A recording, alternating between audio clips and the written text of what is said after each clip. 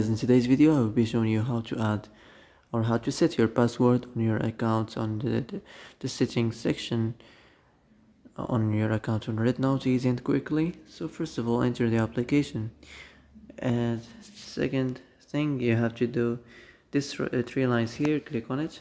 In here you will find this settings section, click on it, and then you'll find this account security, and after this here you will find passwords, click on it, and as you see here you can add set new password and set password again, and after this click done, and it will be saved on your account, saved successfully. So that's it for today's video. I hope this is the answer you've been looking for. If you like this video, don't forget to like and subscribe, and see you in the next video.